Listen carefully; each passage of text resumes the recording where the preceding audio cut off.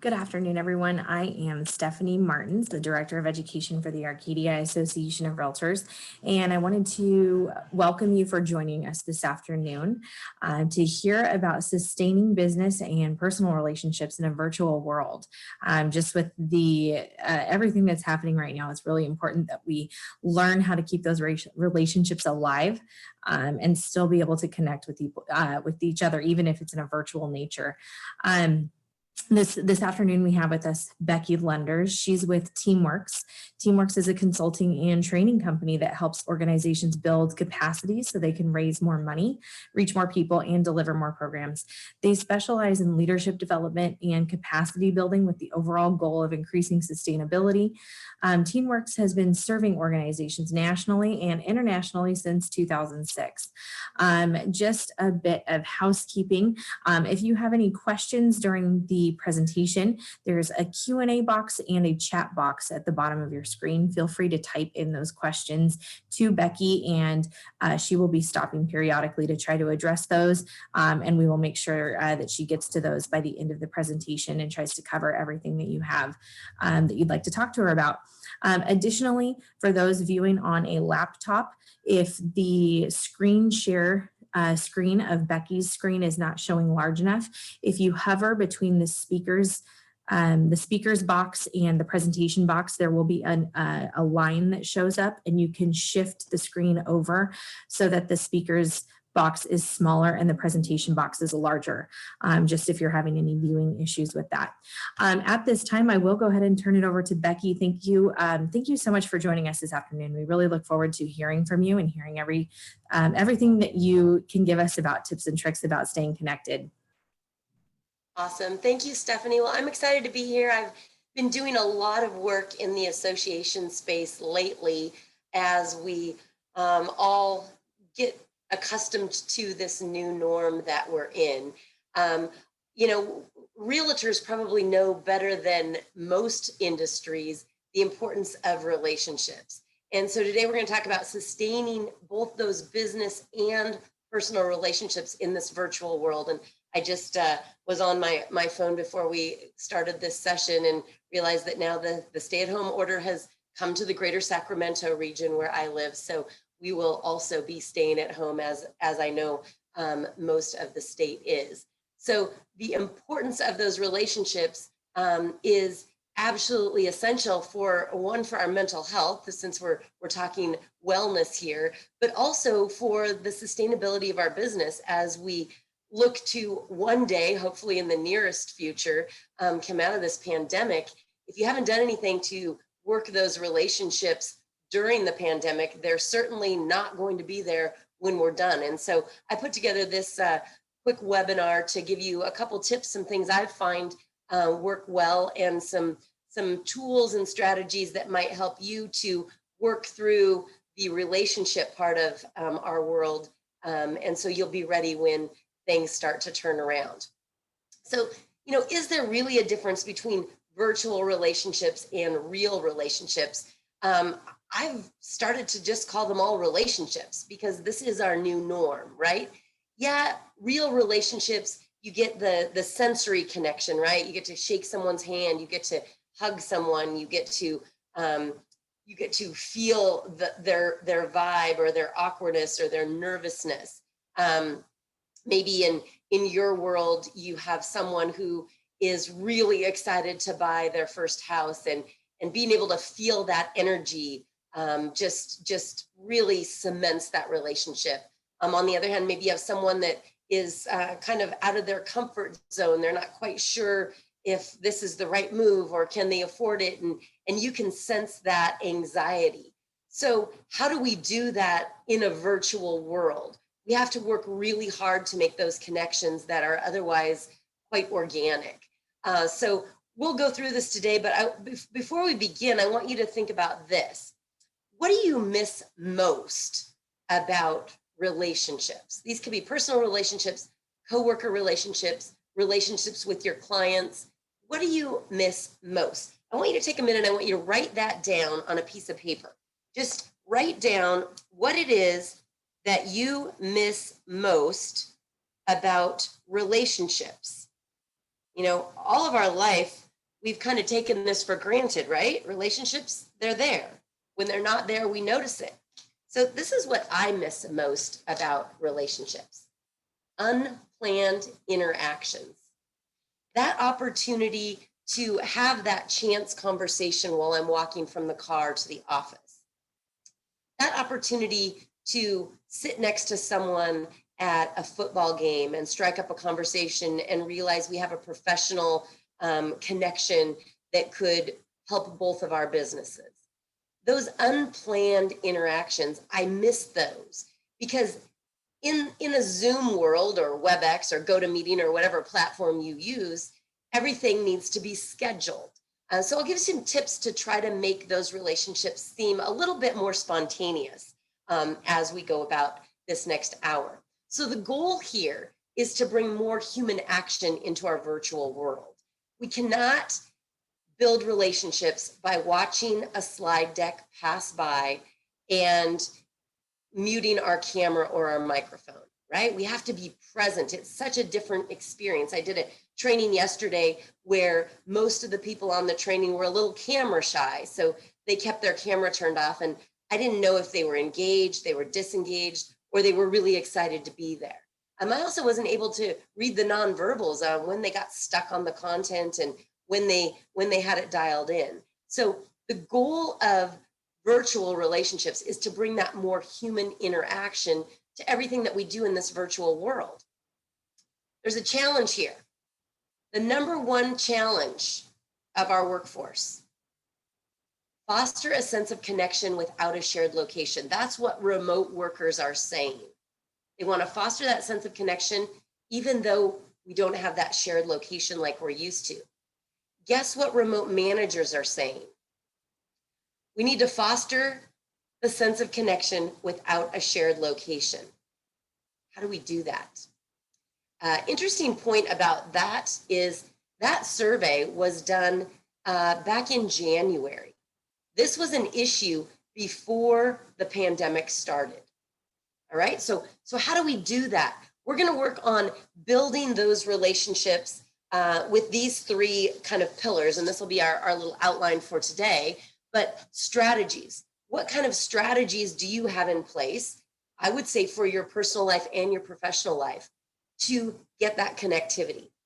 I'm going to give you some tools, some team building tools that work whether you're having a Christmas Eve by the living room fireplace with your family as they're sheltered in place around the country, or whether it's team building with your team, your staff, or the group of people you work with. And then we're going to talk about the byproducts of that, because the byproducts are probably the most important element as we start to look forward into 2021.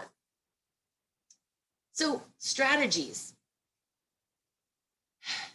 We have to do it now or it's going to be too late, right? If not now, then when? If not you, then who?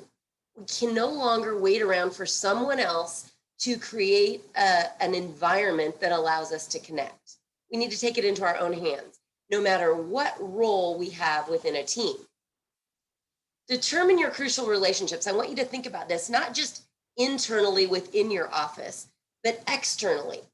Those relationships that you're saying, when this is done, what do I need there in order to sustain my business, or better yet, to grow my business? You're going to need your clients, right? How do you get clients? Connections. How do you make those connections? Think about that. You're going to need a relationship with your boss. If you've hunkered down and kind of tried to get your ducks in a row, but you haven't really reached out to your boss, to your broker, to your appraisers. My husband's a real estate appraiser, so I know there's that connectivity. Your direct reports. What about your peers? Those people that you team with, that you compete with. What have you done to reach out to them? Employees. What about the vendors? I've always been told that if you really want to know the organization culture of a business, ask the UPS driver, ask the Amazon guy. Those people that go there frequently, they can tell you if it's a team environment or if everyone is just doing their job. What have you done to connect with those vendors? They probably miss you as much as you miss them. And your partners in the community. Maybe you do some work, some volunteer work in your community, or you've got a neighborhood association that you work with, and you've sold a bunch of homes in that neighborhood, and so you're intimately involved with that. What have you done with those relationships? Think about that. And over the course of the next hour, I want you to think about where you're going to put your energy as we try to build virtual relationships. This is what I miss, those office interactions.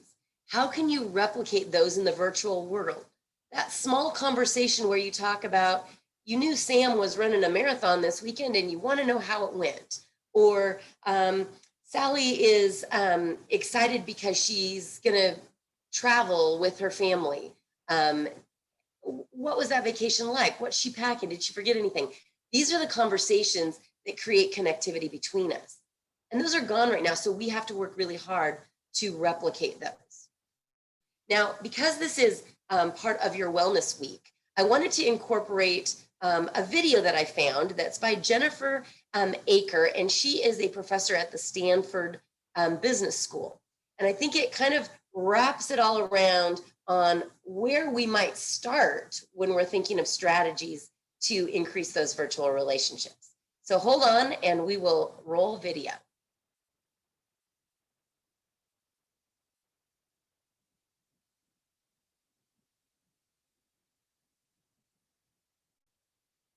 Here we go.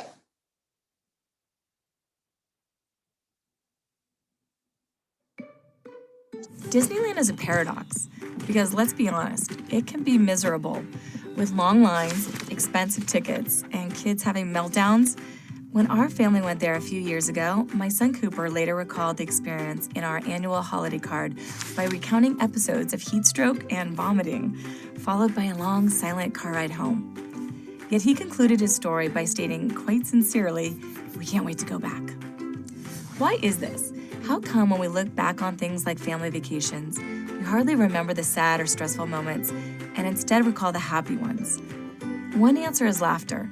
It releases endorphins that allow us to endure and even triumph over negative emotions and pain. Laughter and the ability to find humor in bad situations is what can explain the Disney paradox. Laughter helps to make negative moments fade.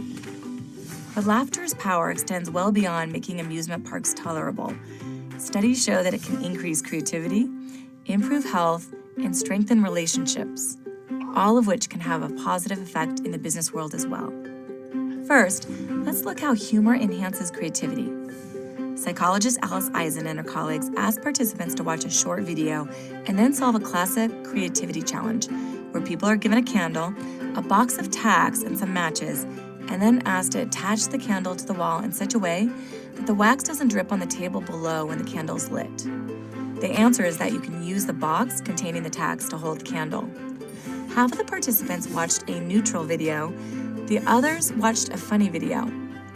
Only 20% of the participants in the neutral condition solved the problem, but 3/4 of those in the funny condition did.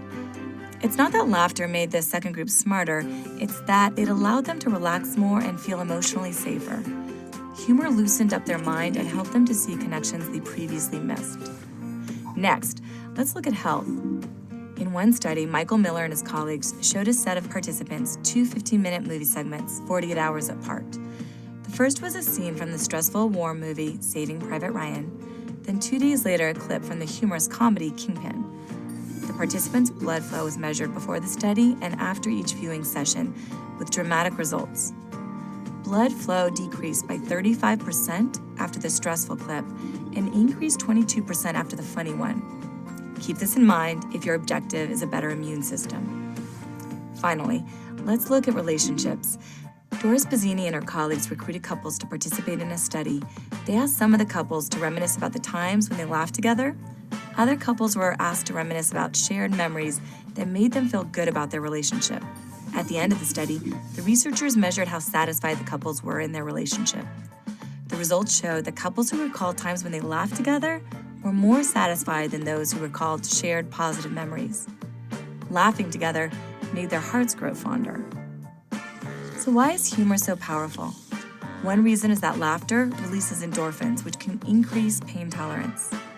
In one study, Robin Dunbar and his colleagues tested the pain threshold of participants by wrapping their arms in a tightening blood pressure cuff until the individual said they couldn't take it anymore. Then they showed participants video clips, half getting to see something funny and the other half a documentary. Pain tolerance increased by 10% for the funny viewers. So humor seems to make us more creative and healthier, and it helps us to develop stronger relationships. Now, this doesn't mean you should show clips from your favorite comedy to break up a tense meeting, but it does mean that leaders should allow humor to flourish whenever they can. Your teams will appreciate it. They may even say they can't wait to go back.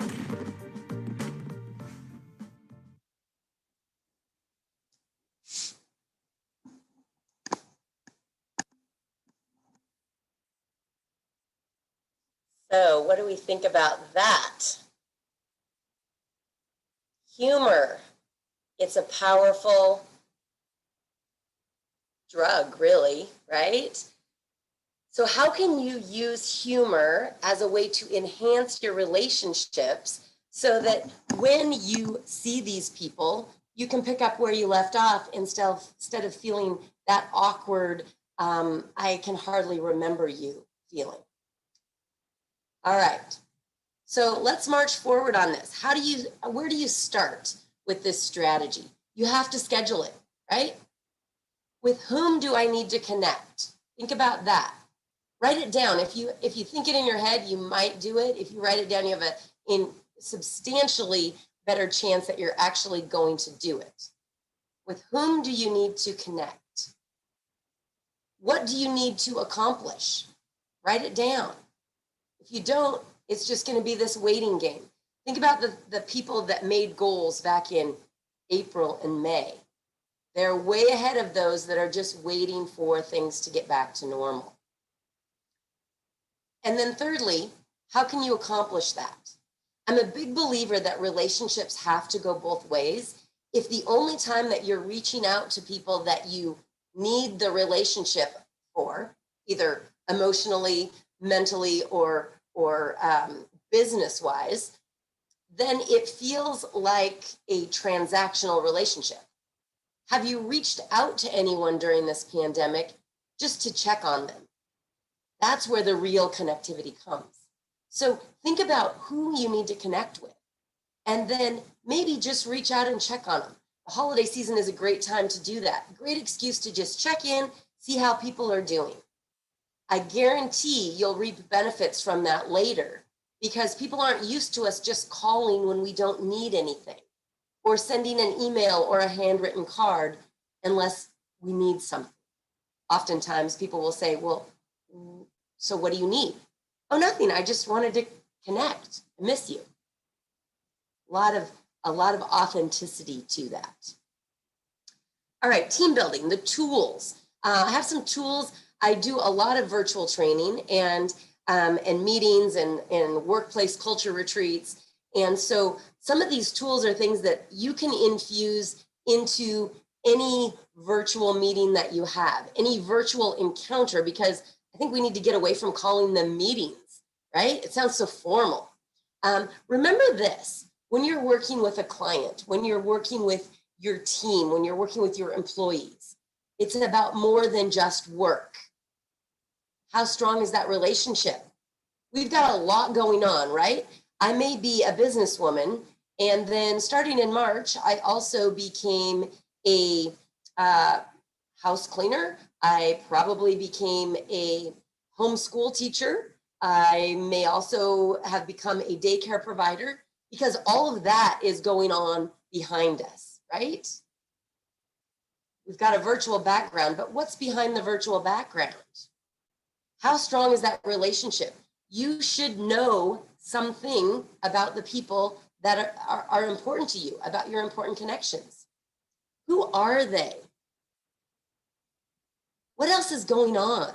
If they're struggling to focus, maybe another time would be better. Wouldn't it be nice to know that up front? What's your virtual world look like, right? What's your home office look like?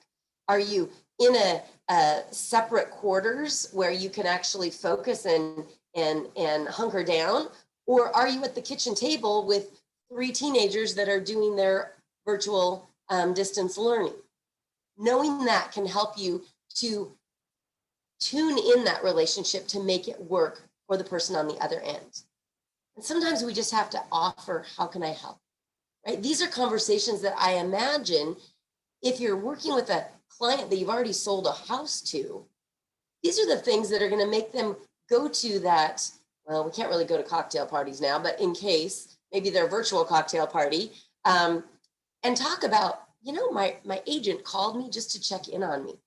Gosh, it wasn't just about the sales transaction. Think about that. So connectivity is the essential element of this. I'm going to give you some ideas that I've found work well for connecting in a virtual world. No matter what platform you use, you can make this happen. Insight games. Maybe it's a question that you pose that everyone has the opportunity to answer. If you're able to look like the Brady Bunch and have all the little squares on your Zoom and your cameras are on and people turn on their microphones, an insight game. What is the one I did at this training yesterday? What was the best holiday gift you ever received and why? Got some really great insight on people that I'd known a long time, but had never really learned about them other than who they are, where they work, and how long they've been there. So insight games. You can Google this. If you're stuck and you need a couple ideas, just shoot me an email and I can send some ideas over to you. Or you can delegate this to someone on your team and let them come up with the insight game, the energizer. Don't call it an icebreaker. People get scared about icebreakers. Theme meetings are another one that has fostered creativity. So I had one client who was trying to infuse team building into her virtual state agency team. And so they decided Friday would be a sports theme day. And so they figured everyone would wear their, favorite sports jersey or their favorite team. Well, she's the director. She came with a full-on shoulder pads, jersey, eye black, a helmet, and she left that on the entire meeting. It became an actual hilarity amongst the people she was working with, and they saw a different side of her. So think about theme meetings. Easy to implement, make it so it doesn't stress the people out that are coming, but these are some things that we can do even in a virtual world. Specialty events. I attended a Cal SAE, the California Association of Society Executives, and they did a specialty event where it was actually a coffee tasting. So they had a coffee producer come, and she was in her coffee kitchen, and she gave us recipes that we could make with the flavored foam to put in our coffee. And then everyone did that. They actually sent us some of their home brew, their cold brew, and then everyone had a coffee hour together. Another one that I participated in, I thought it was a great idea. They had a harpist that came on, and while we had kind of a happy hour opportunity, the harpist was playing in the background. He'd play for 5 minutes, and then we'd chat, and then he'd come on and do another set. It was great. It was a specialty event. People are craving that. We can't just go to the local wine bar and sit and hear live music and talk to our friends. We have to create this in the world we're in right now. Holidays are a great time to do that. Doesn't take a lot of planning. You just got to find that person that has the talent, and then you're giving them a stage. Food always works. Meeting I had last week, a staff retreat that I was facilitating from right here in my home. They ordered DoorDash for everyone that was on the meeting. So around 11:55, everyone's doorbell rang, almost in sync, and we all went and got our food, and we talked about, where'd you get? I got Chipotle. Oh, I got Panda. Oh, I got Beach Hut Deli. It was an opportunity to connect rather than, okay, we're going to lunch, see you in an hour. It used the lunchtime to connect people. Just get creative. I find most of the creative ideas come over a glass of wine on my couch, just thinking. This is one that I think is kind of fun that you can do in a group environment. I subscribe to this this newsletter called Morning Brew. It's just kind of an update on the day, the market, cool new entrepreneurial inventions and things. But they have a link on Morning Brew that are the good old Mad Libs, right? So you pull it up, you put in the topic that you want to do, and then within the group you say, okay, someone give me a noun, someone give me an adjective, someone give me a city, and then together you build this Mad Lib. It gives you an opportunity to laugh together, and then you can follow up with, why did you pick Greece? What's your affinity to that? Do you have a story that goes with that? So it's just a fun activity that you can do. Another one, this one I actually just borrowed last week. This is a company called WeAnd.me, and they do a lot of virtual engagement. So this one, the way that it works, it's a typical in-person training game where you have everyone get in a circle and they put their hands behind their back, and the facilitator goes around and puts a rock in someone's hand, and then everyone tries to guess who has it based on their nonverbals. Well, the virtual version of that is, if you're facilitating the meeting, you let everyone know that they're going to get, someone is going to get a chat message directly to them that says, "You rock." And then everyone watches the screen and tries to determine who it is that got the message. They guess. We're really going on nonverbals, but it helps your team connect. Laughter always happens. You can do it 2 or 3 times and people will get crafty and try to confuse the game. But it's an opportunity to connect, an opportunity to have conversation, an opportunity to laugh together.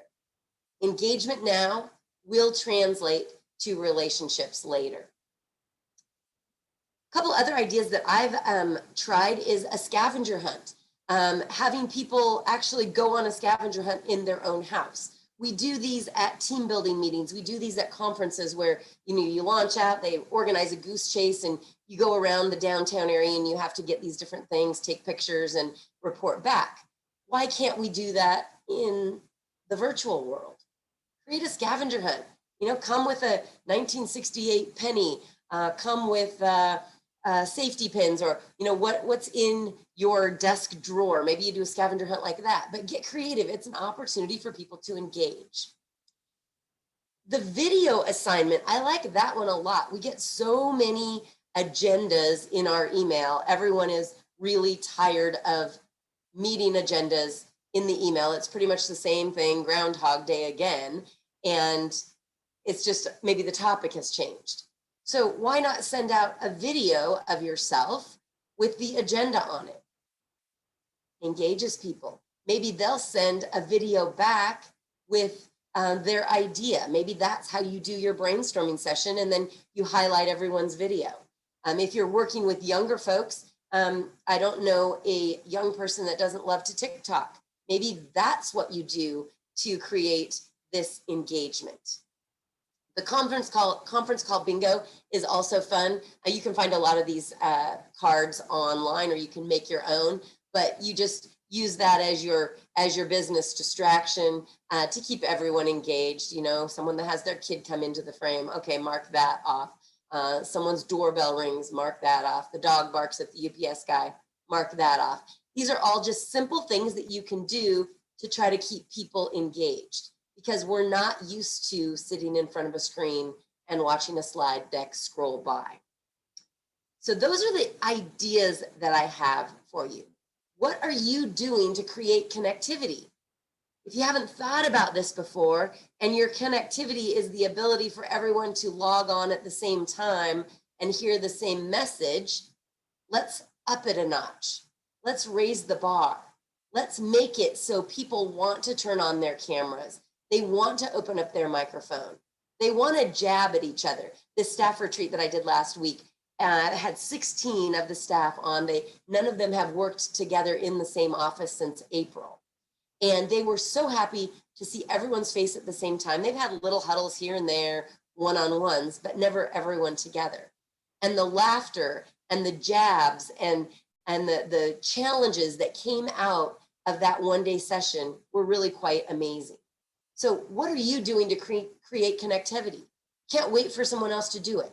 Take it into your own hands. no matter what your role is in your organization. Now the byproducts. So if we make an effort to connect, we use some of these strategies and we're intentional about building those relationships.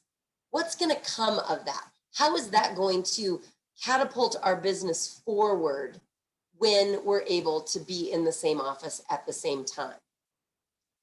Here's some byproducts. I'm not here to make friends. I just want to get the work done. That doesn't work anymore, right? You don't have to make friends, but you've got to build relationships because we need each other. My skill set and your skill set may be very different. Maybe I'm great with attention to detail and you're a big picture creative thinker. We need to work together in order to be better versions of ourselves. So how do we do that? This is what a Gallup poll said, and this was back in 2010. So this has been in the works for 10 years. People with a best friend at work are 7 times more likely to fully engage in their work. Gallup poll 2010. Well, guess what? It hasn't changed. Close work friendships boost employee satisfaction by 50% out of the Harvard Business Review. People want relationships. They don't need to be best friends, but they've got to have some substance with the people they work with, which is a great retention tool. It's a great productivity tool. So what do we really want? Think of yourself as the employee, right? As the person in this formula. What do we really want? We want trust. We want to know that you trust me to get my job done, and I trust that you are going to make sure I'm set up to do that. If you don't have trust, just like a relationship, if you don't have trust, what do you have? Rocky road. What else do we really want? We want to be part of a team. That is consistently measured. People thrive on being part of a team. It doesn't have to be a sports team. It can be a work team. It can be a church team. It can be a family team. We want to be part of a team. How can you replicate that at work? And then lastly, we want to feel like I matter. I make a difference. You're relying on me. When we can't see how hard someone's working on a daily basis, that's hard to measure. So we have to remind them that they matter. How do we do that? We let them know we care. We go out of our way to build that relationship. These 3 things together increase employee retention. They reduce the churn. They allow you to keep building on what you have instead of having to start over because people don't know that they matter. Patrick Lencioni, he's a leadership development guy. He said, it's as simple as this. When people don't unload their opinions and feel like they've been listened to, they won't really get on board. So if you're feeling like your team is not as productive as they could be, not as engaged as they could be, they need an opportunity to unload their opinions and to feel like they've been listened to. You don't have to do that individually with one-on-one calls, although that's effective. But complement that with an opportunity to engage not just with you as the boss, but with the whole team. I don't know if you've read this book. This is the book that Patrick Lencioni, that quote was from, wrote years ago, The 5 Dysfunctions of a Team. And what he speaks of in this, it's actually a really quick read and very productive, gives great insight. It starts with, if you have an absence of trust, it's really hard to deal with conflict because people fear conflict because they don't trust. On top of that, you get a lack of commitment, talking about productivity. And if you have a lack of commitment, then people aren't holding each other accountable. People don't want to be held accountable because there's a lack of commitment, they're fearing conflict, and there's no trust. And then on top of that is an inattention to results. Goals go out the window. So that's the the rather negative way to look at this. I prefer to kind of see the glass half full. So I flip that around, and the 5 dysfunctions of a team flipped around would be the 5 functions of a productive team. Flip that pyramid upside down. It's built on a foundation of trust. Trust that is established by authentic relationships and a knowing that you care about me and I matter. If you have trust, when conflict arises, then you can deal with it. Virtual conflict is really awkward for everyone because you might not even know that it's there if you're just communicating via email with a person all the time. You've got to be able to hear the tone. You've got to hear the inflection, the hesitancy, the nervousness, the outrage. You've got to hear the excitement. So get the trust in place so then you can handle conflict. If you handle conflict, people become more committed. Then they're okay with being held accountable because you've developed that infrastructure to support accountability. And that helps you get those results, hitting those goals. Okay, so that's a real quick read. I recommend it if you haven't read it before. But the foundation of a good team is built on trust. We all play a part in that. So creating a collaborative opportunity, how can you do that in the position that you're in? I've got some ideas. A mentorship. All right, yeah, they're not going to be able to mentor you in the office these days. Can you get creative with that? Maybe you record yourself doing something that they normally would be able to just watch you do. And then together you watch that video and they ask you questions. Maybe you make it into a game where you put some information out and then they have to fill in the gap and then together you debrief it. Don't put the mentorship on hold because you're not in the same room. These are building blocks for when we get out of this thing called the pandemic. Delegate leadership. If you're in charge of a team, you oversee your team and you're in charge of those meetings, and maybe you're saying, okay, I think I'll do a video agenda to send out to the team. Make it fun. Maybe you adopt a theme and you dress in the theme in your video agenda. And then can you delegate leadership? I had a boss a long time ago. His name was Charlie, and he was the best boss I ever had. And what he would do for staff meetings, he would pick one of us each week to lead the staff meeting. He would help us with the agenda. We'd do that together, but we would either lead the book club debrief, or we would lead the icebreaker to kick the meeting off, the relationship connectivity tool. You can delegate that stuff. In fact, by delegating it, you're actually telling them, I believe in you. I have confidence in you. And you're giving them an opportunity to shine. This is a great way to groom future leadership. You're allowing them to kind of cut their teeth on the opportunity to lead a group, even if it's just for 15 minutes. Maybe you're trying to think of new ways to market your business in the community that is in shutdown. Could you have a group brainstorming session where most effective brainstorming tip, I teach a lot of critical thinking tools, everyone writes their list individually first, and then everyone gets an opportunity to share their list of ideas, no matter how crazy. And then you figure out where there's connectivity. Can you use the annotation tool? Can you give them an opportunity to share their ideas and share their screen?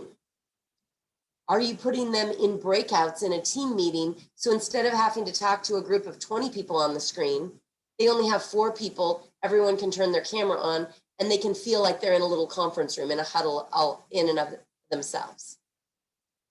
These are opportunities for you to delegate leadership. One thing that makes people nervous about breakout rooms is what's going to happen if I'm not in the room, right? In a office setting or a conference setting, you as the facilitator can walk around and check in on all the groups. You can still pop into those groups, or you could delegate leadership to one person in each group and let them rise to the occasion. Let them determine what the takeaways are and report back. It's a great tool. Works incredibly well for you to be able to showcase people that you think have the potential to be future leaders in your organization. And then do create that space to brainstorm. I had one group a couple weeks ago where their issue was our meetings are boring, they're unpredictable, people are disengaged. In fact, we don't even know if they're looking at their screen or if they're, doing their shopping on their phone. So they created that space to brainstorm, and they let people know before they came to the meeting, this one topic, we're going to dive deep and see what we can come up with. So figure out how you can work some of that into the meetings you already have. Mix it up. Maybe have a full group one week, maybe the next week, different subject matter experts meet together, just to create variety. We need energy. We need to be energized because we're at home in our yoga pants and our Uggs going through the motions. Get your people to get out of going through the motions. So what about this? I'm going to entertain some questions here. If anyone has any questions, you can type those in. But my question for you is this. What are you going to do with this stuff? You just took about 45 minutes to do some professional development, focus on you and your virtual relationships, your business relationships, your vendor relationships, your client relationships. Who needs your attention? I would say write this down from a personal standpoint and a professional standpoint. Personally, is there a friend you haven't reached out to in a while? For me, it's my sorority sister, Chris. Haven't talked to her in 3 months. I need to reach out to her. Who needs your attention? From a business perspective, who needs your attention? Maybe right before the pandemic, you got someone into a really great house. Have you checked in with them? How's it going? Have they decorated for Christmas for the first time in their new home? Who needs your attention? How will you create a meaningful interaction? It's got to be more than shooting off an email. Figure out what that looks like. Schedule a Zoom. FaceTime them. Maybe you go for a walking meeting and you have them on FaceTime. They hear you huffing and puffing as you're walking. That's okay. Be authentic. And then how are you going to measure success? How are you going to measure if these relationships that you've put some energy into reap any benefits, either personally or professionally? Make a list of the people you want to reach out to. I have a list of 15 people that I'm reaching out to this month. Some are former clients, some are friends, some are clients that I want to work with or haven't worked with before. And I just go through and I'm figuring out what interaction am I going to have with them. Make it a priority. December can be a big downtime, right? We're all got all this other stuff going on. It can also be an incredibly rich time to build relationships. Because if you make time to do this, I know if you go back to the Stephen Covey cubicle, right? You got things that are urgent and important. Relationships usually fall under important, but not urgent. I would say important, but not yet urgent. Because if we let them go for too long, then they become urgent and important, and it feels like crisis mode. If we can make time for building relationships when they are important but not yet urgent, it allows you to operate in a space where you can actually be proactive. You can plan ahead instead of feeling like you're reactive or even worse, in crisis mode. So that's kind of the bulk of my content. Figure out a way to bring your teams together. Whether it's a staff retreat, you go to a fancy resort and have a staff retreat. Nope, time out, can't do that. But you can have a pretty fancy retreat in your virtual offices if you infuse that energy, if you give them a chance to be heard, and if you let them know we value you and you matter. So Stephanie, if there are any questions, I would love to take those. Again, my name is Becky Lunders with teamWorks. My email and number are on the screen. If you feel like you want to do this, if you want me to help you do this, I'd be open to that. If you just need to bounce some ideas off, open to that as well. Anyone who books a staff retreat, either a half day or a full day, that is on this webinar will get a 20% discount. So let me know if that's of interest, and really take care of yourself. I know it's a crazy, unprecedented time. Take care of you. You deserve it. Thanks so much, Becky. I don't see any questions coming through at this time, but if you still, if you're tuning in with us and still have questions, feel free to type those into the Q&A or the chat box at the bottom. Additionally, if you have any questions that come to mind later, I'm certainly happy to pass on Becky's information if you reach out to me as well. But not seeing any questions, I will go ahead and just thank everyone for joining us today. And thank you, Becky, so much. We really appreciate those tips that you gave us. Those are wonderful tools to help stay connected with business partners, vendors that we have connections with, and even family members. You know, some fun little games and things to play with family members if we're not able to get with them for holidays and things like that. So I really, really appreciate your time. And again, everyone, thank you so much for joining us, and please join us again tomorrow as we continue our wellness week on learning to overcome negative emotions and creating your best life. And that will start tomorrow at 1 p.m. Thank you so much, Becky. We really appreciate it.